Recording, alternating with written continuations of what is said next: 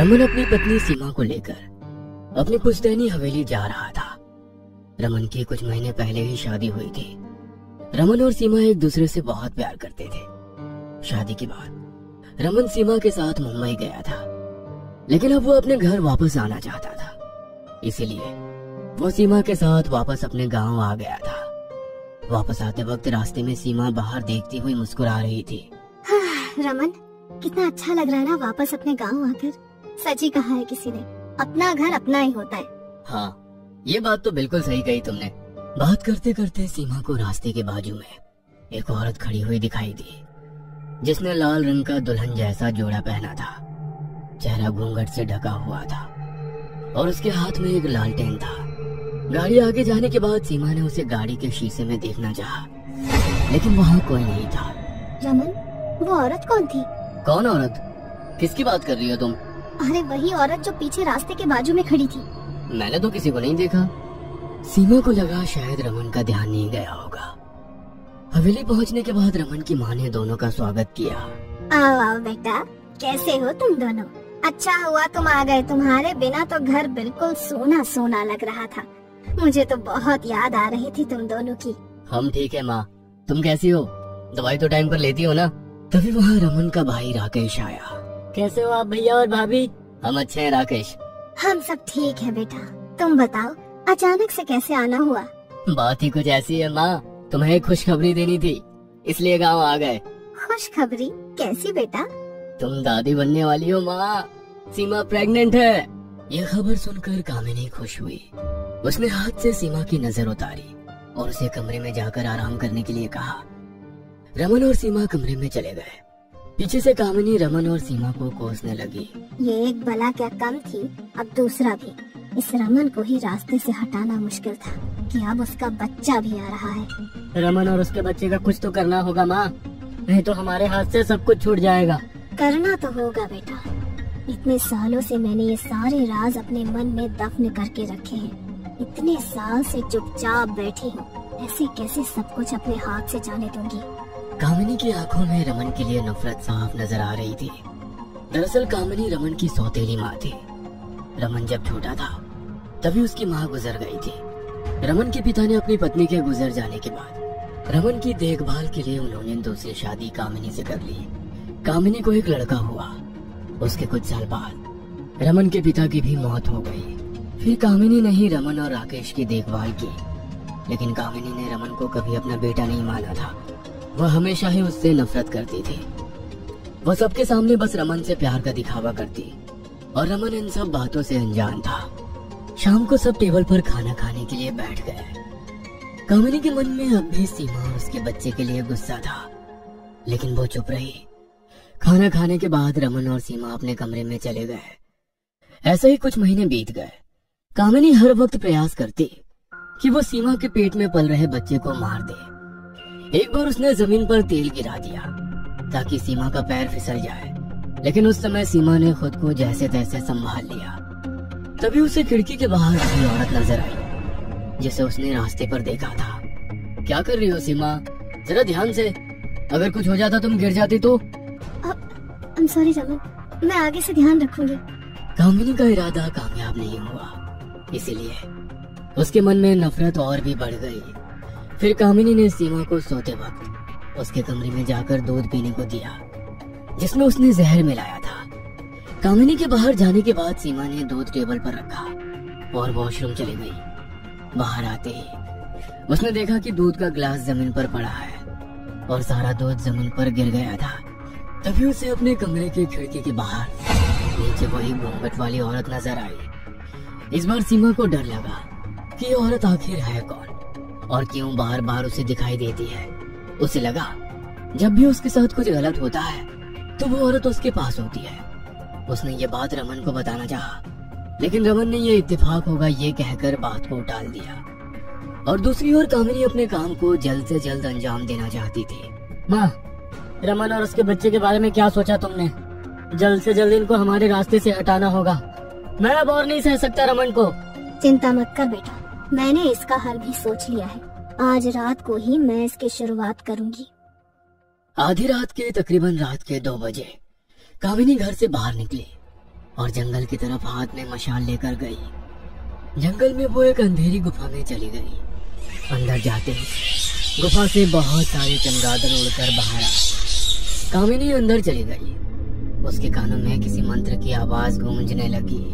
ओम him क्लीम चामुंडाय विच्चे, ओम him क्लीम चामुंडाय विच्चे।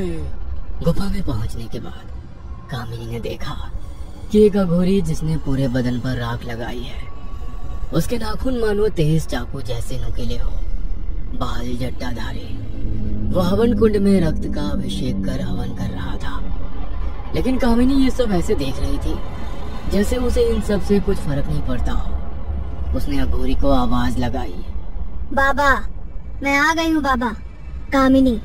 कामिनी को देख अघोरी बाबा जोर जोर से हंसने लगे। आ गई तुम? कहो, कैसे याद किया? अब क्या चाहती हो? किसकी बलि देने आई हो यहाँ? कामिनी ने बाबा से कहा कि जिस मकसद के लिए उसने इतना सब कुछ किया उसे पाने के लिए रास्ते में अब एक अड़चन और आ गई है, बस उसे ही रास्ते से हटाना है। कामिनी ने बाबा को सारी बात बताई। कामिनी की बात सुनकर बाबा बोले, चिंता मत कर कामिनी, तेरी इच्छा भी अवश्य पूर्ण होगी। तुझे बस मैं जैसा कहता हूँ वैसा करना होगा। आप जो बोलेंगे वो मैं करने को तैयार हूँ बाबा। बाबा ने कामिनी को हवन कुंड के सामने बैठने को कहा और काले जादू को जागृत करने लगा। ओम हिम क्लीम चामुंडाय विच्चे, ओम हिम क्लीम चामुंडाय विच्चे। मंत्र पढ़ते पढ़ते वह अग्नि कुंड में रक्त का अभिषेक कर रहा था। थोड़ी देर बाद उसने कामिनी को एक काले रंग की गुड़िया दी और उसे कहा कि ये गुड़िया 7 दिन तक सीमा के कमरे में छुपा कर रखना। 7 दिन बाद अमावस्या है। ठीक अमावस्या की रात को उसके पीठ पर से 7 बार उल्टी दिशा में घुमाना होगा और काले कपड़े में लपेटकर शमशान में जाकर दफन करना होगा। मेरे प्रेत आत्मा को उसके बच्चे के जन्म के बाद अगले ही पल बलि चढ़ानी होगी। कामिनी ने बिल्कुल वैसा ही किया और वो काली गुड़िया लेकर शमशान भूमि में चली गई। उसने उस गुड़िया को जमीन में दफन किया और वहां से जल्दी से दौड़कर चली गई। उसके बाद वहां वही लालटेन वाली औरत आई और उसने उस गुड़िया को जमीन से निकालकर उसे तोड़कर जला दिया। कुछ हफ्तों बाद सीमा के डिलीवरी का टाइम आ गया। उस रात रमन सीमा को हॉस्पिटल लेकर गया। कुछ देर बाद राकेश और कामिनी भी वहां पहुंचे। डॉक्टर ने बताया कि सीमा को लड़का पैदा हुआ है। कामिनी को गुस्सा तब आया जब डॉक्टर ने कहा कि बच्चा और माँ दोनों सुरक्षित है। ये बच्चा कैसे बच गया? अघोरी बाबा का काला जादू विफल कैसे हो गया? कामिनी गुस्से में अघोरी बाबा के पास गई। बाबा, आपने तो कहा था कि आप उस बच्चे की बलि चढ़ाएंगे, तो वो बच्ची जिंदा कैसे रह गई? आपका काला जादू विफल कैसे हो गया? विफल नहीं हुआ मेरा काला जादू, उसे विफल किया गया है। किसी ने मेरे जादू को काट दिया है, इसीलिए वो बच्चा अभी तक जिंदा है। तो अब मुझे क्या करना होगा? उस बच्चे को मेरे पास इस गुफा में लाना होगा। कामिनी गुफा से बाहर आ गई और सीधे घर चली गई। दूसरी रात सीमा अपने बेटे को पालने में सुलाकर वॉशरूम चली गई। तभी वहाँ कामिनी आई और उसने बच्चे को उठाया और घर के पीछे चली गई। घर के पीछे राकेश पहले से ही उसका वहाँ इंतजार कर रहा था। कामिनी ने बच्चे को राकेश को दिया और गुफा में लेकर जाने को बोला। थोड़ी देर बाद सीमा आई तो उसने देखा कि बच्चा पालने में नहीं है। वो जोर जोर से रमन को आवाज लगाई। रमन, रमन जल्दी आओ रमन। क्या हुआ सीमा, क्या बात है? इसके बाद सीमा ने रमन को बताया कि अभी वो पालने में बच्चे को सुलाकर वॉशरूम गई थी और बाहर आकर देखा तो बच्चा पालने में नहीं है। रमन और सीमा दोनों बच्चे को ढूंढने निकले ही थे कि तभी उन्होंने देखा कि बच्चा तो घर के दरवाजे के सामने ही है। सीमा ने बच्चे को गोद में उठाया और घर के अंदर चली गई। कामिनी को कुछ समझ में नहीं आ रहा था कि आखिर बच्चा यहाँ कैसे आया। उसने घर के पीछे जाकर देखा तो राकेश का मृत शरीर जमीन पर पड़ा हुआ था। उसे देखकर कामिनी फूट फूट कर रोने लगी। अपने बेटे की मौत के लिए वो रमन और उसके बच्चे को जिम्मेदार ठहराने लगी। राकेश का अंतिम संस्कार किया।